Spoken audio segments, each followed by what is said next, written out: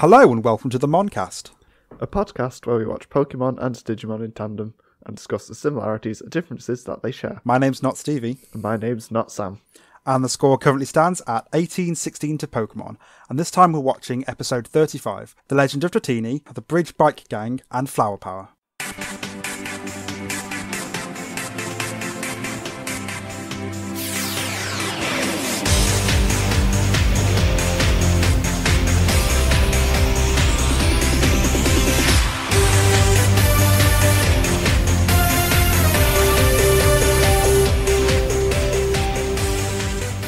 The first episode we're talking about today is actually the first proper banned episode. There was one before, Beauty and the Beach, that's the one. But James got breasts and it got banned, but there was also a slight dub of it which we watched. This is the first one where there hasn't been a dub, so technically it's the first fully banned episode. So we're just going to do a little bit about it, just to tell everybody. So I have questions and Stevie's going to answer them because Stevie doesn't talk enough in these episodes. I will do my absolute very best to speak for as long an amount of time as I can possibly manage before I unfortunately have to stop talking and instead be quiet for a length of time before I then resume talking again. So what is the plot of this episode loosely? Well, they actually end up in the Safari Zone for real this time, and there's an old guy.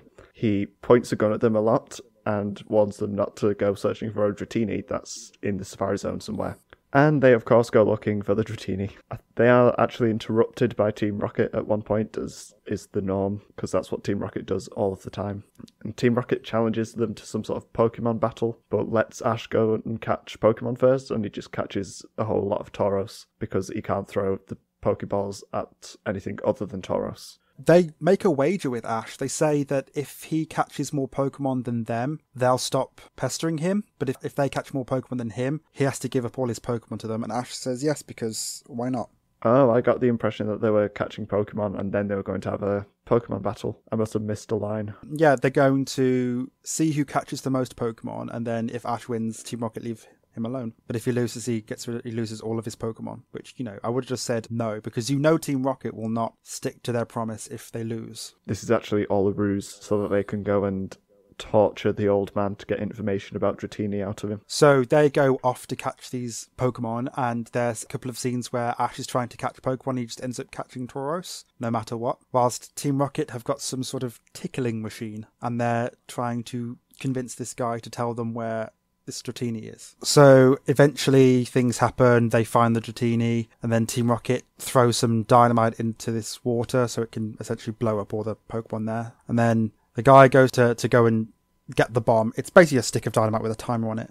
But instead Ash goes down, and then Ash drowns. Almost, yeah. And then Dratini has evolved into a Dragonair, and it picks Ash out of the water and is flying. Then they throw the bomb back at Team Rocket, and then boom, they blast off. And then the guy sees Dragonair and is all really emotional and stuff. And that's pretty much it. So why was this episode banned? Because the old man has a revolver, I think it is, and points it at Ash and other characters on many occasions. He has a couple of guns, doesn't he? Doesn't he have like two? I'm sure he points two at Team Rocket or something like that. Either way, he shouldn't be pointing guns at people.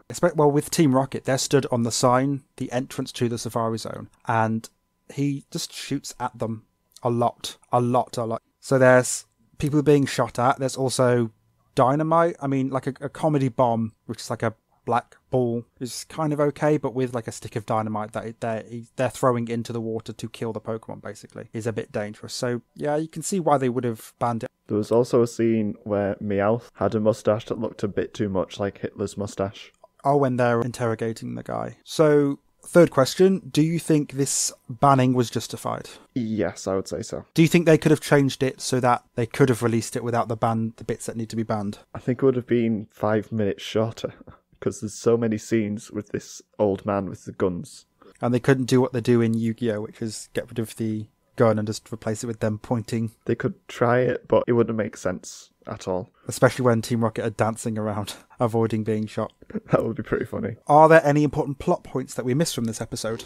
Ash catches a whole lot of Tauros. I think the only Pokemon he catches in the Safari Zone is Tauros. Yeah, it would have mentioned if he'd caught anything else. And they all just get sent straight back to Professor Oak. Because he won't need a Tauros in his team at all. And he's got, I think it's 30 or something. Something like that, yeah. Any favourite moments from this, or if there's something you took away from the episode that you would like to share. Listening to the Japanese voices was really interesting because quite a few of them I felt sort of matched with the English quite well, but then some of them are bad. Like Ash's voice. I didn't like Ash's voice. Yeah, I thought Misty's was a bit weird. What did you think of Ash himself, though, in the episode? Did you think he acted a little less Ash-like? No, I think it still seemed pretty silly and a bit stupid. I thought Misty/Kasumi was quite good. She had some good moments where she was fishing and she has a special Misty lure. And then when Ash goes down to get the explosive, she uses Staryu to help Ash go down and pick up the older guy. It was cool. She had some nice moments in it. Professor Oak's voice sounded bad as well. It felt like it was too serious. Anything else you want to say about this episode? Oh, there was a funny moment where Team Rocket fall from the sign and James pulls the parachute, but of course they've fallen from a very short sign and they just slam straight into the ground. He's like, I've got a parachute for these sort of occasions, and as it's opening, they just fall straight down, and then the parachute lands on top of them and they're just underneath trying to get out. That was quite a good moment. That was funny. Quite a lot of it's just the same as the dub, really. It's got a similar tone. It's pretty similar in like every regard. I do think Ash might have been portrayed as the righteous hero a bit more. A bit more than Satoshi? No, I mean Ash in the sub, whatever he's called in the sub. You mean that in the sub he seems more like a chosen hero person? Yeah, it seems a lot more blatantly obvious. As opposed to Ash, who's kind of an idiot, just waddling around doing what he does and just gets himself into situations. I don't think there's much else worth mentioning about this episode. So that's the first banned episode, The Legend of Dratini. It was okay. It was filler apart from the fact that Ash gets a load of Tauros. So we'll have to see if he uses them at any point in the future. The first episode we are watching this time is The Bridge Bike Gang. The gang are out of the Safari Zone in an unnamed city when they spot a bridge spanning miles of ocean to the next town. Unfortunately, it's still under construction, with only the bike path being open for use. The gang then get given bikes by the Plot/Nurse Joy, who has tasked them with taking some medicine to the next town over to help a sick Pokemon. On the way, they get distracted by a battle and a bike gang, and they jump over a drawbridge and cycle through a storm, just to generally tit about, really.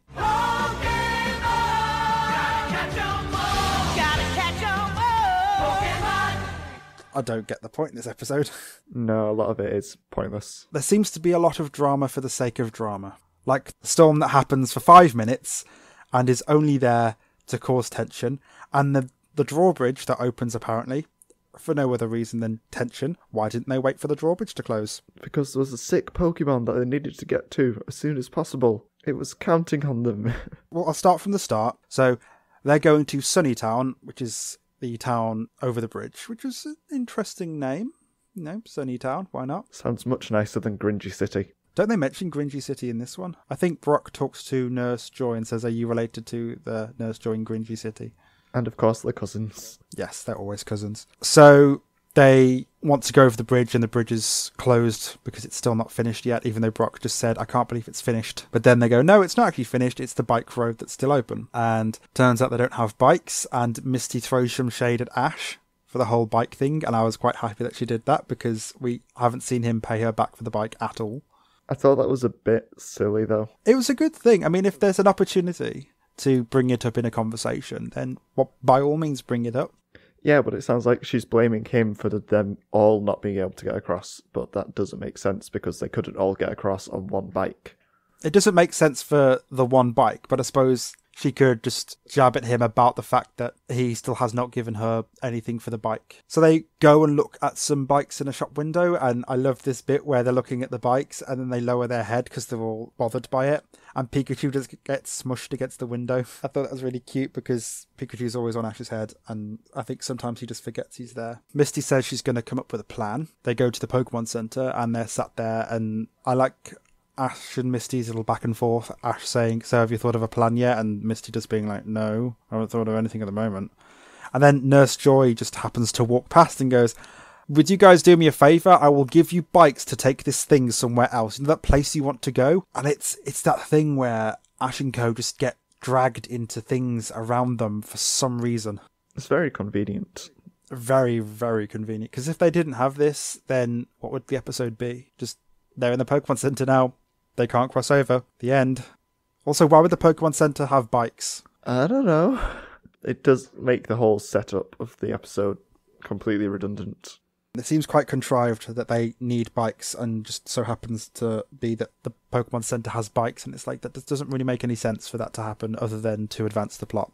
And one of my first problems with this episode is that if the medicine's that important to get there, they could have sent maybe a flying type Pokemon with the medicine over. Later on in the episode, Officer Jenny offers to escort them to the Pokemon Center. Why not just have Officer Jenny take it? Because if she's on a motorbike, which is a lot faster than a push bike, she could have got there a lot sooner. Maybe have the Pokemon transported to this Pokemon Center through a Pokeball. They have other options, but it just seems so plot convenient that they have this medicine that they have to take to the next town, and the only way they can get it there is with a push bike. It's because Ash is the chosen hero, and he must be the one to deliver the medicine. And Ko, of course, just follows behind, because that's what Ko always does. They're literally on a tandem bicycle, so they don't even get their own bikes. They have to share a bike. One thing I thought was quite nice was when they started cycling, it played the bike theme from the game. Oh, that's nice. I didn't make that connection. Little Easter egg for the actual games themselves. Got a note saying they mentioned bikes a bit too much. Even when they stop to have a breather, Ash is like, oh, this is a really good workout. And everyone's like, yeah, bikes are great, kids. You should all go and exercise on a bike. And then this gang of fools appear. This bicycle gang, and it's like, a bicycle gang isn't threatening. It's some youths on bikes. That's not a scary thing. If there were motorbikes, I can understand, but they're just some people on push bikes that they probably got from Halfords or something. And the bridge isn't even finished yet, and there are already miscreants, and they're not allowed to pass until they battle. What happens if they don't have Pokemon? They could just say to the people, we don't have Pokemon to battle, and they could say, you have a Pikachu, and they could say, he's a pet, he's a friend, we don't battle, we don't do battles, so can we pass? Everybody else is passed, but no, Ash has got that protagonist aura around him where things have to happen to him. So they ask Ash to battle, and Ash is like, no, I need to keep going because I've got some medicine and something really important to do. So they leave him alone and he cycles over there, and they get to the other side and it's all good. Except that doesn't happen because Ash is an idiot and instead decides to battle. Instead of saying, we've got to send some medicine over, which he does later on in the episode, and they're like, oh, I can't believe you're doing that. That's a really good thing to do. And then they let him pass. Instead, he's like, yeah, okay, I'll battle you. We've got nothing important to do right now. But he's so okay to go and battle some random people. But the second it's like, oh, there's a drawbridge, you're going to have to wait for a moment. It's like, no, I don't have to. Guess I'll jump over this. He does whatever's the most exciting and dramatic thing at the time. So they battle, and the first battle is against a golem, and he uses Bulbasaur, which is a good choice. Decent choice. Typing's spot on. And then he uses Charmander, who is weak to rock. Good choice. Typing's spot on. Oh wait, Charmander? Maybe use Squirtle, who would be more effective. But I do feel like Squirtle would have been a good match, because also Golem can learn ground attacks, and Bulbasaur is grass and poison's weak to ground. So Squirtle has an advantage there. Charmander's definitely weak to ground as well. Squirtle can use special attacks, which Golem's weak to because it's got really high defense. And Bulbasaur uses physical attacks. Look at me getting all technical. But yeah, Charmander was a bad choice. The only worst choice you could really pick is Pikachu. But Pikachu would have won anyway, because that's how the anime works. Oh yeah, Pikachu would have just used Thunder Attack and won. So then the next Pokemon battle is Cloyster, and Misty says, oh, it's a water Pokemon, I'll battle it, and attempts to send out Starmie, I think it is. But instead, Psyduck comes out, and oh my god, I love Psyduck so much. Psyduck is just fantastic all the time. Misty asks it to use Tail Whip, and it uses Tail Whip and injures itself because it gets spiked in the butt by Cloyster. This duck is so ridiculous. And then she asks it to use Scratch. Scratch doesn't hurt. It hurts itself, so it freaks out even more. And Misty's like, it needs to get a bigger headache. So she picks up a bike and she wants to throw it at Psyduck to give him a headache. And it's like, oh, bless. Brock's like, no, that's not the best thing to do. Don't assault your Pokemon to give it a headache. It's the best idea, though. It's the only way that Psyduck can actually be useful. It's really unfortunate, though, that it has to suffer to get its powers. It's almost like Kari, almost, that it needs to suffer to do its thing. Aww. And then, who else but Team Rocket show up, doing their thing on unicycles. They're amazing. The gang treat them with so much respect, but they're on unicycles. Is this a thing? You can't be a threatening gang member if you're on a unicycle. Okay, I disagree. You disagree, why? Because unicycles are where it's at. Is this a hipster thing, or are you being serious? No, unicycles are actually cool. Yeah, they're okay. They have to be really well balanced to do anything. Can't go very fast on a unicycle, though. It's Team Rocket. They can go as fast as they want on a unicycle. So they have flashbacks to who they are because this gang know Team Rocket. They know them as Jess and Jim. But the one where it flashes back to Jessie swinging her chain because apparently she cycled in a dress with a chain on a bike. What I noticed was the road when she's cycling is so badly animated, it's shaking so violently. It was funny. And then there's James, who has training wheels. And to be fair, these gang members haven't insulted him for not being able to ride a bike without training wheels, which is okay. Apparently it made him really cool. Stabilizers are cool. They're cool, kids. Don't feel bad about riding a bike with stabilizers. But on the other hand, also swinging a chain around in the air is really cool. So they're sending pretty mixed messages to the kids that should be on bicycles. So Team Rocket have appeared and given us a backstory for no reason. It just pads out the episode. I think it's very important because it explains why so many of their inventions are pedal powered. That actually is really good. I didn't think of that. That's actually quite cool. It's pretty cool. A bit of backstory to Team Rocket. I like that. I like this idea. It's nice. Okay, that's cheered me up, actually. That's quite a good thing. So Officer Jenny turns up and decides to escort Ash and Co. across the bridge instead of taking the medicine herself, which she should have done if she's going to go that far anyway. But then she gets a phone call from somebody else and she has to leave because why not? Like, these things happen for no reason. The gang should have just gone and started and driven. They would be there by now if they didn't battle. But no, they had to have all this stuff going on, all these digressions. So now they've got nothing to stop them, except now they decide to add a storm just to increase tension. But the storm looks really cool. It does, but it lasts like all of 5 minutes. I liked the storm.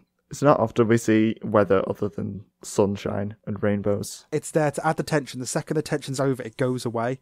The storm lasts all of 5 minutes. It's there before they're going over the bridge. They jump over the bridge and then it's gone because there's no more tension anymore. Well, they have done this before when the flock of Spearow was attacking Ash and Pikachu. There was a storm then that just came out of nowhere. And that lasted all of the encounter. Pretty much. So apparently in the Pokemon world, storms last 5 minutes. Usually. Team Rocket are inside and the gang are like, you guys could go out in this storm for some reason because you're really cool. And Jessie and James are like, we don't really want to do that. Jessie's there with a towel and a cup of something to drink. And I'm like, that's so great.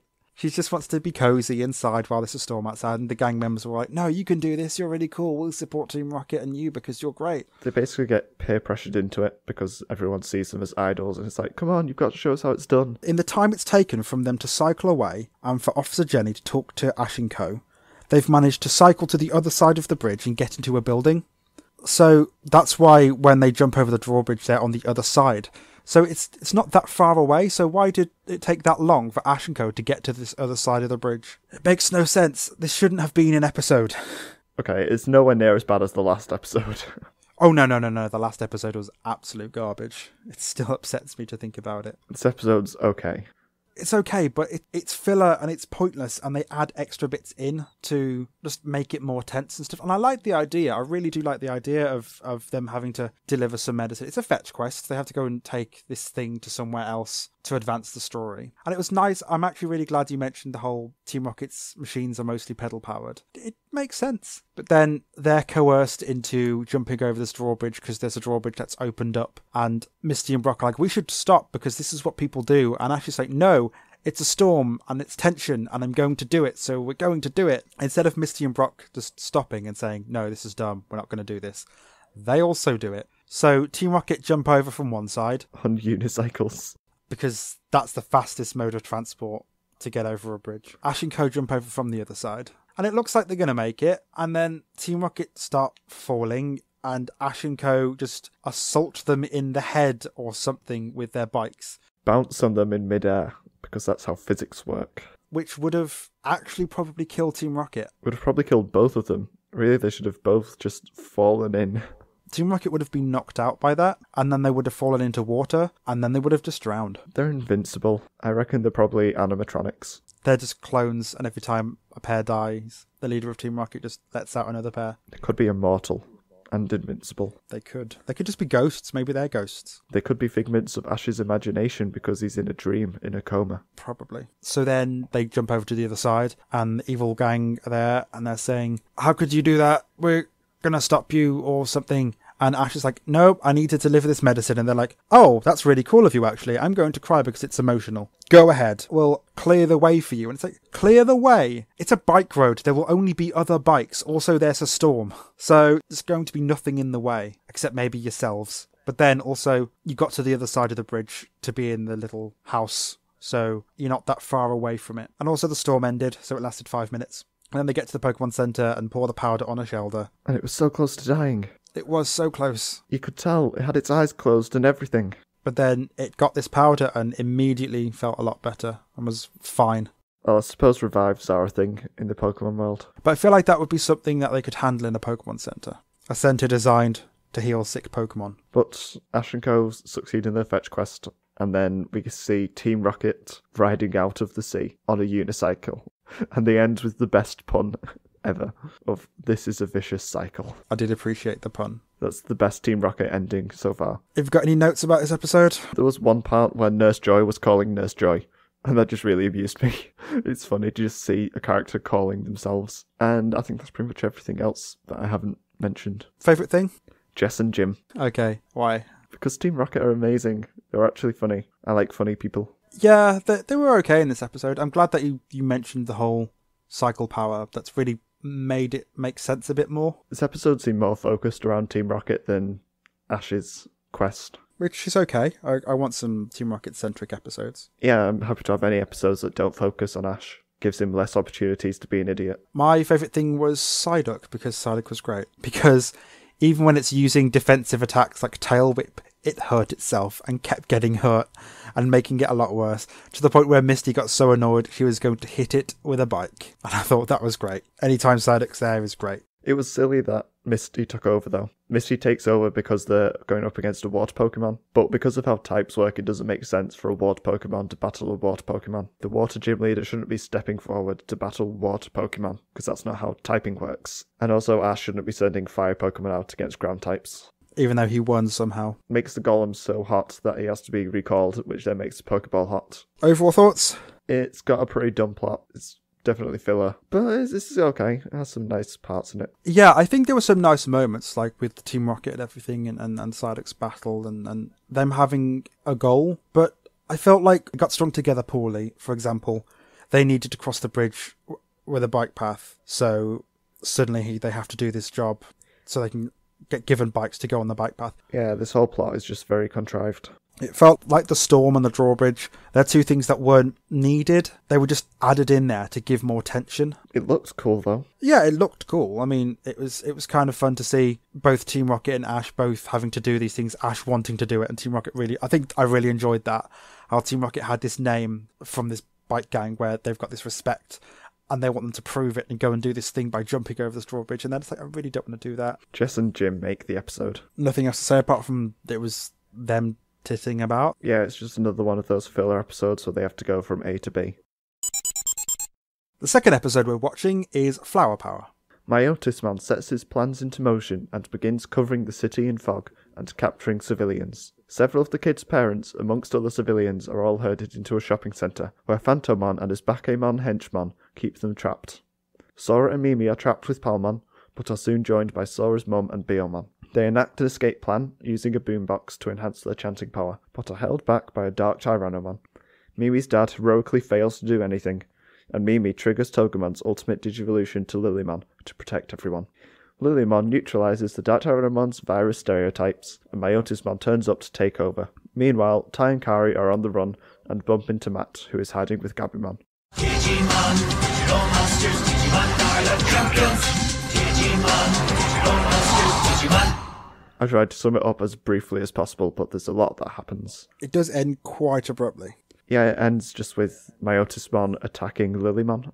Okay, so it starts off with Ty giving us the last time on Digimon thing, and he makes a really good pun about saying how Myotismon took Gatomon under his grizzly wing, and I was like, I like that joke. And then it's almost like there's two things going on. There's one which is Myotismon putting his plans into action, which is good after the last couple of episodes we've had, which is basically just the kids spinning around in circles after the 8th child, and him just brooding in a parking garage or something. It's good to see the plans come into action, and they're quite good. He's going to use this fog to essentially block off the island. It's also causing electronic failures. It's going to block out the sun so he can go out in the daytime. It's quite an effective plan, and he basically rounds everybody up. But at the same time, we also just get shots of the kids with their Digimon. Like, we start off seeing Mimi and Palmon chilling by themselves in, I think it's a park, or it's a little area outside the front of their house, like where they live. And it's Palmon getting nutrient the ground, and she's saying that it's all gross and tastes weird because obviously it's in the middle of a city. And then Mimi offering her water and stuff. It's quite good. I like that. And then you see Mimi's dad, and they're talking, and they go home together. I thought that was pretty cute.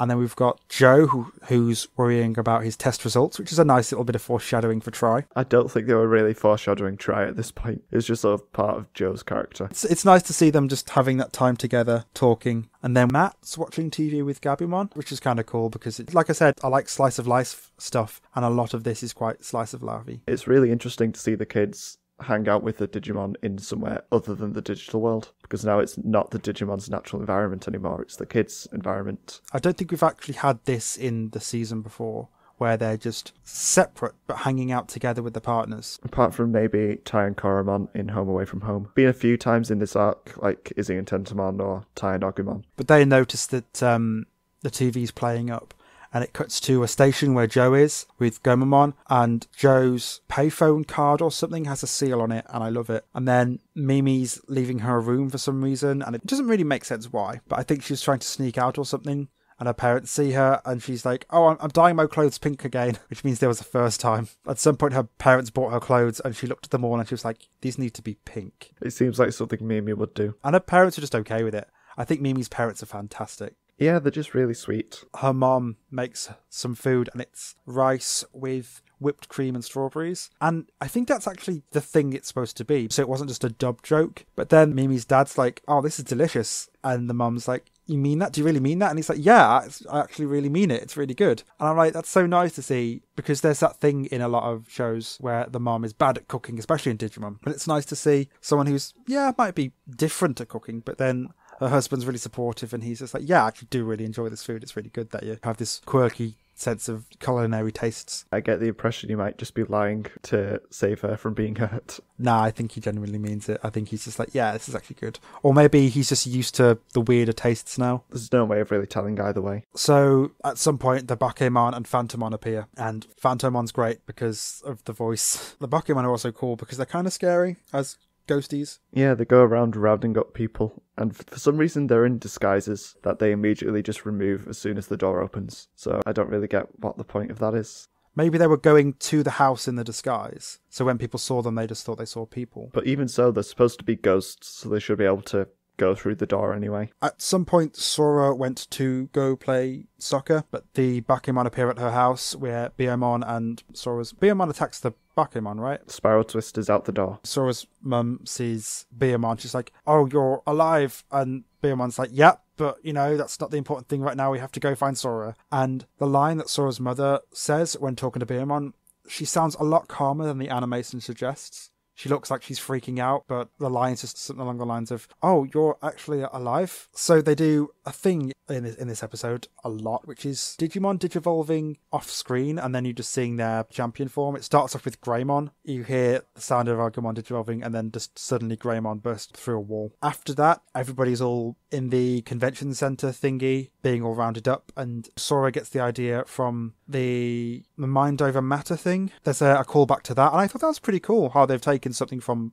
literally episode 9 or 10, something like that, and they've used it again against the same villain, which was quite nice. It's brought up really clumsily though. This woman just turns to the camera. It's completely stationary, says something along the lines of, you should stop listening to those tapes, Jeremiah. It's so badly animated as well. Yeah, and Sora's just like, oh, that's the tapes. We could do something like that again. We could come up with another chant.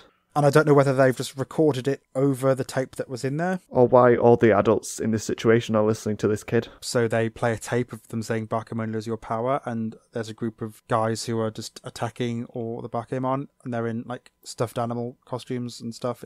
It's weird, but it's kind of cool. And then everybody escapes, and you see Dark Tyrannomon, and Mimi's mom and dad are there, and Mimi's dad decides to drive a golf cart into it. Because that's the best plan. And it just swipes at him, and he flies quite a distance when he gets hit. And Mimi's panicking, and she's like, oh, my parents are going to get hurt from this situation. I don't know what to do. Palmon evolves into Togemon, and Togemon is huge. I know, Togemon just seems completely the wrong size. And I was trying to come up with a theory, and I thought something along the lines of maybe the amount of the power that you use changes their size. But then I'm like, no, stop trying to come up with an excuse. It's just bad animation. The scaling's been all over the place. It's a giant Togemon fighting, and that's okay. And then we get Lilymon, which is cool because Lilymon's amazing. Because Mimi's just sincere about the fact that she wants to save her parents, I guess. And Lilymon throws some shade at Mimi for her outfit choices. Mimi says that Palmon's in bad taste, essentially. And then Lilymon's just like, am I in bad taste? And I'm really happy for that. It's really good. I like Lilymon's design. Lilymon mentions how she is Palmon and Togemon as well because they're all the same person, even though they look different. And I was like, that's a nice little insight towards Digimon, the Digimon side of things, and how they feel about evolving. They change appearance, but they don't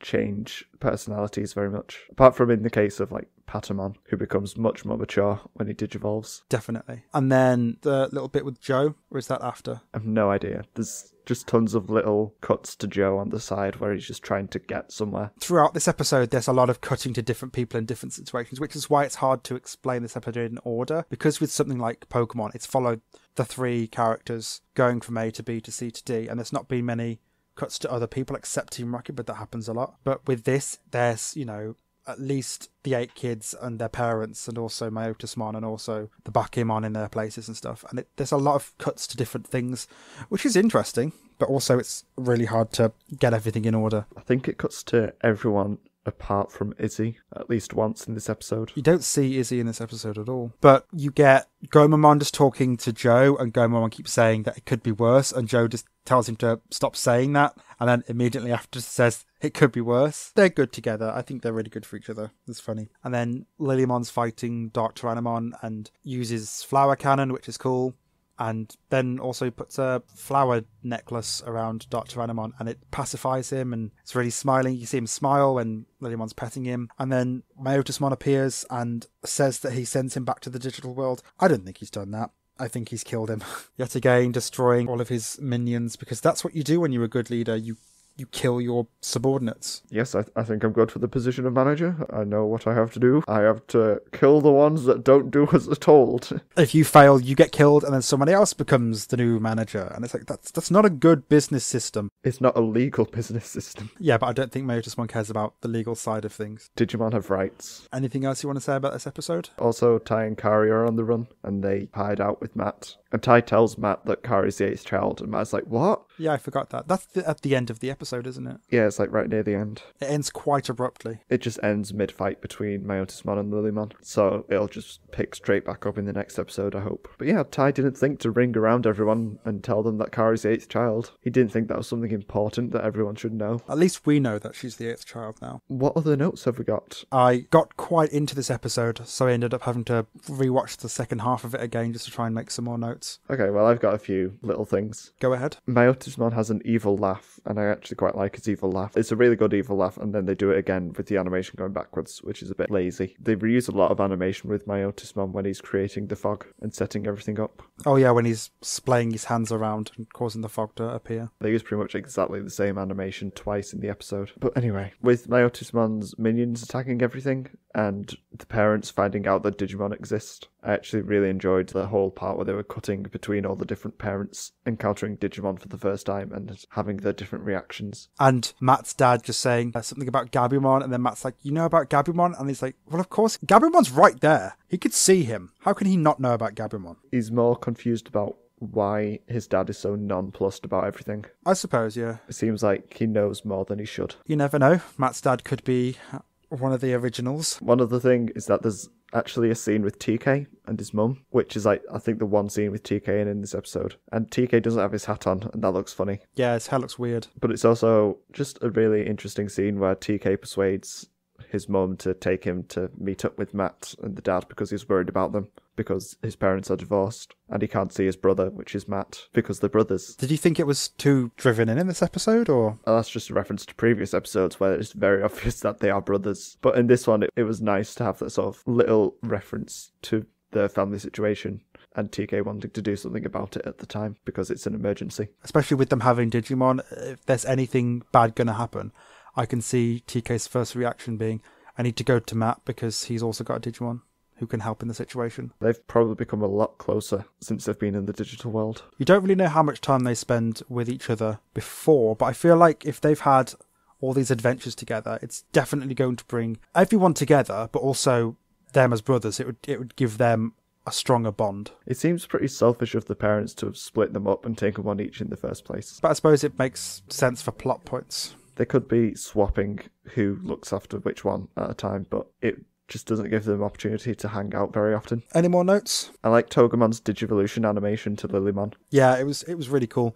And it makes sense because cacti bloom. I find it funny to imagine Mimi just screaming at Togemon's lifeless cactus body. I just become like an empty husk on the floor. Just what happens to that? Do you think it just fades? Or is it just still there? Just lay there like an empty husk? I think it's funnier that way, in a dark, twisted fashion. That's weird. What was your favourite thing in this episode? Basically, just most of this episode, it's the moments where the kids are with their Digimon or their families and it's their downtime. Like I've said several times, I love slice of life stuff. I love seeing people just being with their families, being in normal situations. And there's a lot of that in this episode and I really like it. My favourite thing's pretty much the same thing of just there's a lot of different things going on in different places with all the characters. It's just a really busy episode. It feels a bit like an episode of Coronation Street or something, or a soap opera where there's lots of different stories happening and in one episode you cut to 5 or 6 different parts of a story. So overall, not a lot of the story advances, but all these little smaller storylines have all advanced a little bit. Yeah, we've just got lots of little threads of plot all moving along at the same time. And they all meet up at certain points. We've had Sora and Sora's family, Mimi and Mimi's family, they've all come together, and Matt and Ty have met up again, and stuff like that. It's quite cool. It's better than just following the gang as a whole. There's a lot more that they can do with them split up in this situation. Overall thoughts? It was quite good, yeah. Like I said, I love the slice of life stuff, and there's a lot of that in this episode. It's good to see the last 6 episodes of basically nothing finally come to an end, and it's ended in a good way. A lot of things have happened in this episode. We get to see the families, which are all quirky and fun in their own ways. It just feels like progress is happening, and after quite a lot of not progress. It's just a really good episode. It's kick-started the second half of this arc really strongly. The fact that they had to cut out evolution sequences, they only had one, which was Palmon to Togemon, and then Togemon to Lilymon was the only Digivolution sequence we had this entire episode. The fact that they had Digimon digivolving off screen kind of showed that they didn't have time to waste, and the fact that it ended so abruptly, it shows that they didn't have that much time to spare for the plot. Really good episode. Good enough for me to have to watch the second half of it again to write notes. Basically, it was so good you watched it twice. Now it's time for Mono a Mono, where we talk about the similarities and differences in these episodes. So let's start with our monsters of the week. Mine is Lilymon, Okay. because I'm quite fond of Lilymon's design. Isn't it the smallest ultimate? It is basically just like a human. It's just a person that's flowery. Yeah, I just really like Lilymon's design and attacks. I think it's one of the most different evolutions, because you can sort of see Garurumon to Were-Garurumon, you can see Greymon to Metal Greymon, you can see the other ones. I think Birdramon to Garudamon's kind of a bigger step, but also they're the same colour and they're the same sort of thing. But with Togemon to Lilymon, it's a giant cacti into a small flower fairy, and it's quite good. It's a pretty Digimon. It is a pretty Digimon. My monster of the week is Phantomon, because its voice is ridiculous, but its design is really cool, with a giant elaborate scythe, and it's got a cloak and everything, and it just looks cool. Phantomon's really cool. Which one do you think had the better storyline? Digimon. It's just so much busier and less pointless. So much more happened, and they didn't have to artificially increase the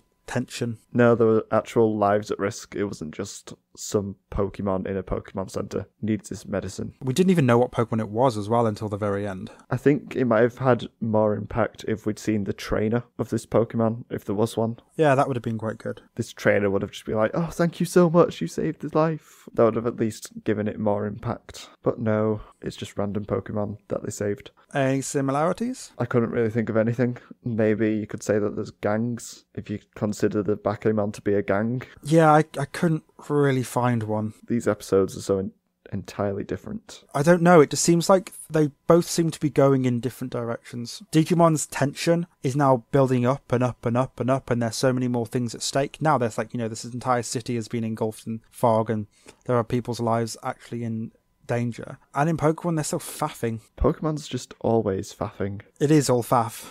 Every episode is just, here's a new problem, and then they solve the problem and move on.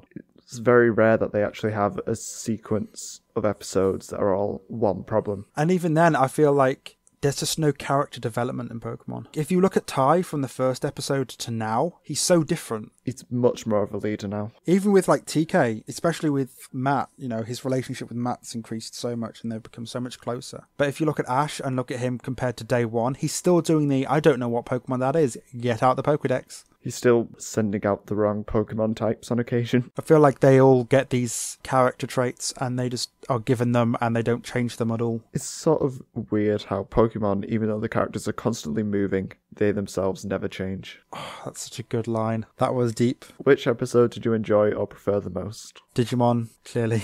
Yeah. It was much more enjoyable. There was so much more packed into the episode. Everything felt right. Whilst in Pokemon, they added extra elements just to make it more tense. And I felt like they were faffing about and not actually doing the thing they need to do. They just got distracted by battles and stuff, which felt so written in just for the sake of them to do something this episode. Yeah, Pokemon just felt like a waste of time. You didn't really get much from watching it, unless you count the possible tiny amount of character development for Team Rocket. Or backstory, I guess you'd call it, not even development. Which I didn't know about before. No, I didn't know they were in a bicycle gang. So we learned something new about Team Rocket. Yeah, that's cool. I think that's the best thing to take away from this episode. They've been in a bicycle gang, they've been students at some point. That's pretty much all we know about them so far. We have a while to go, but there is an actual origin story for Team Rocket meeting up, like Jesse and James meeting up and everything. Oh, I'm looking forward to that. It's in like black white, so we have a while to go. But it's something to look forward to. It's quite a good episode from what I remember. So we're giving the point to Digimon, making it 18-17 to Pokemon. Pokemon has been having the lead a fair bit, but Digimon seems to be clawing its way back up. What's it been like for the past maybe 5 episodes? Just very back and forth with Pokemon slightly getting ahead, but now I think Digimon might be catching up again. Especially with the arc being where it is, I do feel like this is a good opportunity for Digimon to claw its way back up, as long as Pokemon doesn't have too many interesting episodes. Join us again next time, where we'll be watching episode 36. City Under Siege and Ditto's Mysterious Mansion. You can listen to more of us on SoundCloud, iTunes or Stitcher, where we like getting reviews and comments. And you can message us via our Facebook, Twitter, Tumblr, With the World Thread and email, which are all linked in the show notes. Thank you for listening to us again. And I do mean it. Like, I know we always say it, but I do mean it. Thank you if you are listening, and you've got to be listening to hear it. But it does mean a lot. Yes, it does. Thank you for listening. Bye. Sickle. Bye-bye. Butterfree. Primeape. No, you're not doing this every episode. You'll end up with a list. Like a long list. You haven't done it for all the Digimon that have died. Have any Digimon died that are actually important? Do you want to start going, Devimon, Etamon, Pumpkinmon, Gotsumon, Dark Tyrannomon? Then it would be a long list.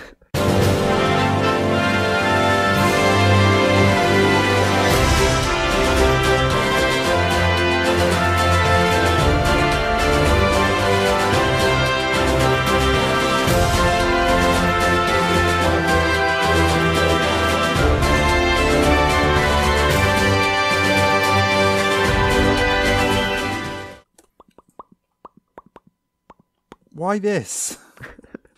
I'm just seeing what you can hear now. And they keep cycling, and then they get... Go on, you can do this. I'm trying to remember. It was yesterday now. If it's a day ago, then I forget it. Okay, plot. What was the plot? I know they keep mentioning bikes too much, because I've got a note saying they mention bikes a bit too much. I want to ride my bicycle. There we go. That's the one time.